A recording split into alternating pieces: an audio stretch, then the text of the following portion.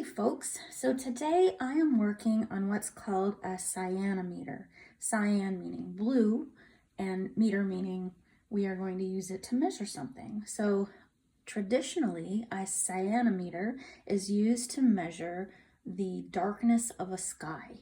So the traditional color used to make a cyanometer is Prussian blue.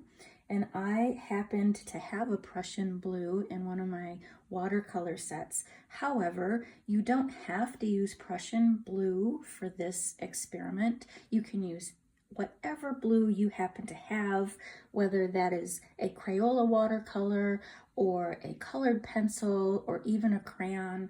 What you're trying to do is simply give yourself enough of a range from the lightest light you can make to the darkest dark you can make of a specific color. You may even want to make a verde meter, verde meaning green, right? So you could do this with a range of greens. And what you would use this for, instead of measuring the color of the sky, you could use it to measure the color of a leaf or measure the color of some grass or some foliage of some sort. You could even make a banana meter and you could measure your tones of yellow if you'd like. So if you are already starting to prep your nature journal, I have actually put my cyanometer on the very last page of my nature journal. So that's what's here. Okay, so you can use anything to make your circle. I used one of these wonderful measuring tools, and I used the outside as the outside of the circle, and then I've just put my pencil in one of the marks and drew the inside of the circle. And because this has measurements on it, I just went around by 20s and made my pie shapes. But you could also cut it like a tortilla or a pizza or a pumpkin pie and just simply use a ruler to go straight across the midpoint to make your colors.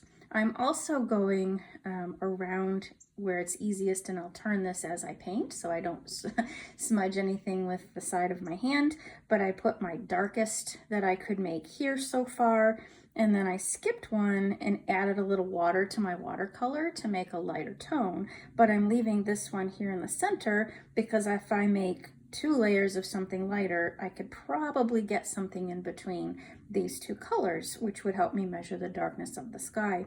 I think across the top here, I might do the verde meter and make green across the top, and so I could measure the tone of something green. What I could also do is use a different blue or different blues across the top and swatch all of the blue paint that I have, because I have turquoise and ultramarine and indigo and phthalo.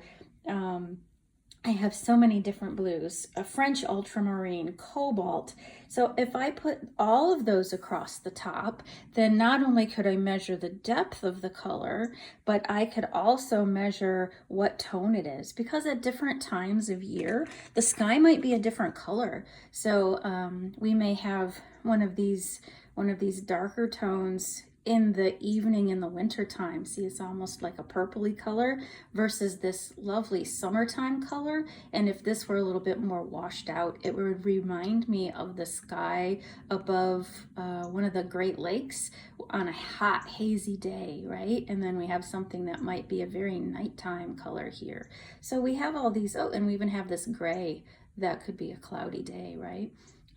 And then we have our sunrise colors too. So we have all these different things that we could place across the top to measure the color of the sky at any given time. Now, if you ever see the sky this green color, take cover, because that's generally the sign of a tornado. So use whatever you have at your disposal to make your cyanometer, banana meter, verde meter, whatever meter you want to make.